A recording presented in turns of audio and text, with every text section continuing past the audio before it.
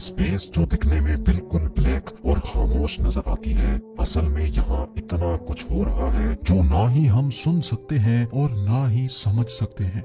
NASA के probes ने space में कुछ ऐसी अजीब आवाजें रिकॉर्ड की हैं जिनको सुनने के बाद हर इंसान का दिमाग दंग रह जाता है। आज से करीब 44 साल पहले 5 सितंबर 1977 को नासा ने एक स्पेस प्रोब इंटरस्टेलर स्पेस के लिए रवाना किया था। ये स्पेस प्रोब वॉयेजर 1 के नाम से जाना जाता है, जो पिछले 44 सालों से लगातार नासा के बेस स्टेशन से कांटेक्ट में है। वॉयेजर 1 को एक ऐसे मिशन पे रवाना किया गया था जहां से उसके वापस आने की कोई उम्मीद नहीं है। ये स्पेस प्रोब डीप स्पेस में 61,500 किलोमीटर पर आवर की स्पीड से ट्रेवल कर रहा है और इस वक्त ये हमसे बहुत दूर खला के अंधेरों में तैरता हुआ हमें हमारे सोलर सिस्टम और इस यूनिवर्स के बारे में मालूमात भेज रहा है। और स्पेस के इस हिस्से को हम इंटरस्टेलर स्पेस भी कहते हैं। 2012 में इंटरस्टेलर स्पेस में दाखिल होते ही एक दिन नासा के साइंटिस्ट को वॉयेजर 1 की तरफ से एक ऐसा सिग्नल रिसीव हुआ जो सबके रोंगटे खड़े करने वाला था। जब उस सिग्नल को डिकोड किया गया तो उसमें एक ऐसी अजीबोगरीब आवाज थी जो वॉयेजर 1 ने रिकॉर्ड की थी। हमारी दुनिया से करोड़ों किलोमीटर दूर स्पेस की गहराइयों में वो क्या चीज थी जिसकी आवाज ने साइंसदानों के रोंगटे खड़े कर दिए थे। ये आवाज अर्थ से करीब 1400 करोड़ किलोमीटर दूर रिकॉर्ड की गई थी और ये एक ऐसी आवाज थी जो खत्म या कम होने का नाम भी नहीं ले रही थी।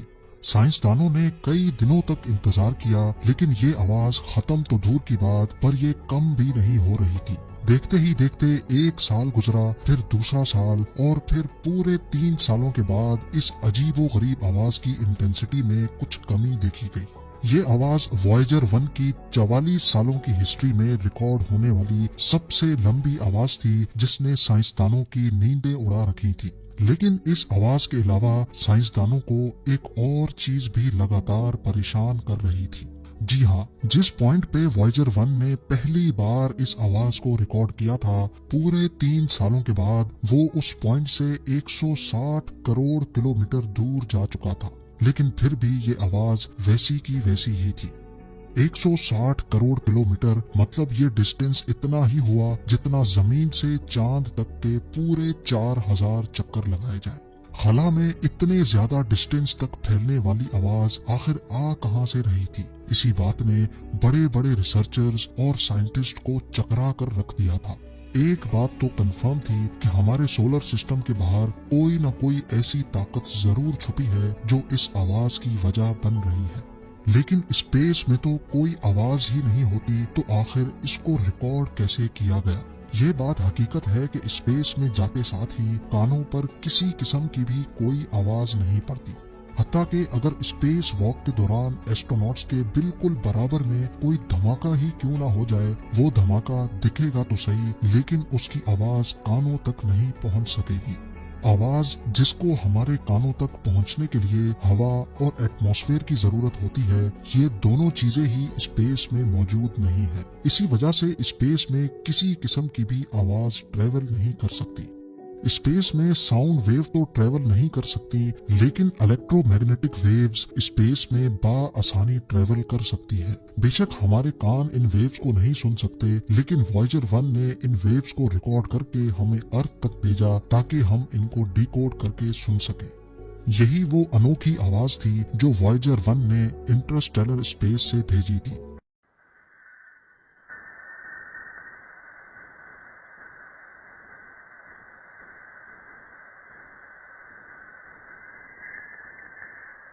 कुछ साइंसदानों का कहना है कि ये आवाज स्पेस में मौजूद प्लाज्मा वेव्स के ट्रेवल करने से आई होगी, जबकि कुछ रिसर्चर्स का कहना है कि डीप स्पेस में जरूर कुछ ऐसी ताकतें मौजूद हैं जिनकी एनर्जी की वजह से ये आवाज पैदा होती है।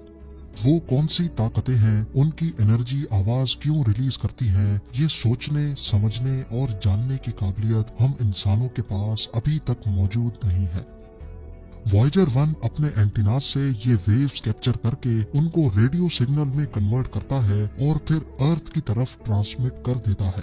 बेशक ये मैसेज लाइट की स्पीड से ट्रेवल करता है, फिर भी इसको अर्थ पर मौजूद नासा के एंटीनास तक पहुंचने में पूरे 21 घंटे लग जाते हैं।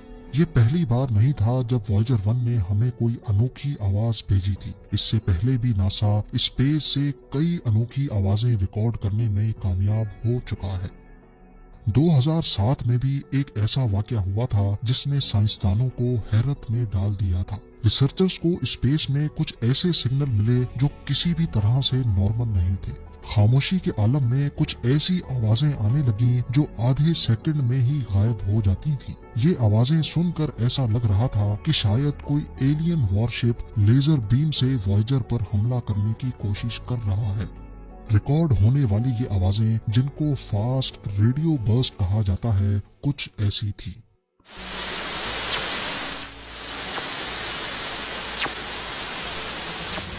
ये आवाजें सुनकर साइंसदानों को एक बात तो कंफर्म हो गई कि हम जितना ज्यादा डीप स्पेस के बारे में जानने की कोशिश करेंगे, हम उतना ज्यादा ही सवालों में उलझते जाएंगे। रिसर्चर्स का मानना है कि ये रेडियो बर्स्ट ब्लैक होल में या फिर करोड़ों लाइट ईयर्स दूर किसी सुपरनोवा एक्सप्लोजन का नतीजा हो सकती हैं। कई रिसर्चर्स का तो ये भी ख्याल है कि दूसरे प्लैनेट्स में एलियंस हमसे बहुत ज्यादा एडवांस्ड हैं और वो अपनी स्पेस शिप्स को इन रेडियो बर्स्ट के जरिए चार्ज करते हैं। शायद इनमें से चंद रेडियो बर्स्ट हमारे स्पेस प्रोब से टकरा गए हों या सिर्फ उसके बराबर से गुजरे हों, लेकिन इस अजीब आवाज की असल हकीकत अभी तक किसी को भी मालूम नहीं है। ये तो रही वो आवाजें जो नासा ने इंटरस्टेलर स्पेस से रिकॉर्ड की, लेकिन ऐसी अजीबोगरीब आवाजें रिकॉर्ड करने के लिए इतना दूर जाने की भी जरूरत नहीं है। हमारे अपने सोलर सिस्टम से भी नासा कई अनोखी और खौफनाक आवाजें रिकॉर्ड कर चुका है। वॉयेजर 2 जो नासा ने हमारे सोलर सिस्टम के प्लैनेट्स की रिसर्च के लिए लॉन्च किया था, उसने भी कई ऐसी आवाजें रिकॉर्ड की हैं जिन्होंने पूरी दुनिया को परेशानी में डाल रखा है। ये है जुपिटर का चांद जो गैनीमीड के नाम से जाना जाता है, और ये है इसकी आवाज जो वाकई आपके रोंगटे खड़े करने वाली है।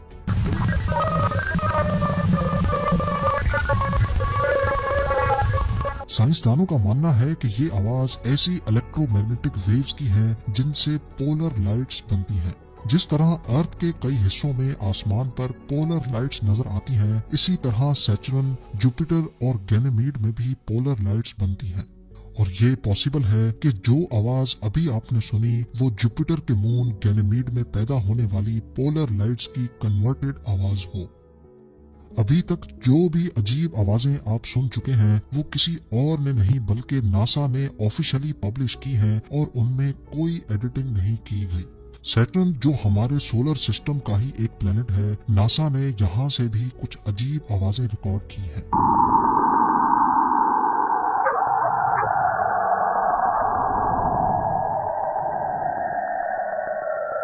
नासा का मानना है कि ये आवाज कैसिनी स्पेसक्राफ्ट ने सैटर्न से निकलने वाली रेडियो वेव्स को कन्वर्ट करके भेजी है, और ये भी शायद सैटर्न में मौजूद पोलर लाइट्स का ही नतीजा है। वॉयेजर 1 जो पिछले 44 सालों से लगातार हमें आउटर स्पेस की फोटोज और इंफॉर्मेशन फराहम कर रहा है, दुख की बात यह है कि अनकरीब हम उसको हमेशा हमेशा के लिए खोने वाले हैं। नासा का कहना है कि वॉयेजर 1 के पास सिर्फ इतनी पावर मौजूद है कि वो अगले 1 या 2 सालों तक हमसे कांटेक्ट में रह सकता है। उसके बाद हमारे पास सिर्फ उसकी ये फोटोज ही बाकी रह जाएंगे। तो भी आप लोग भरपूर लाइक और शेयर करेंगे। आप लोगों के प्यार भरे कमेंट्स का बेहद शुक्रिया। मिलते हैं अगली शानदार वीडियो में।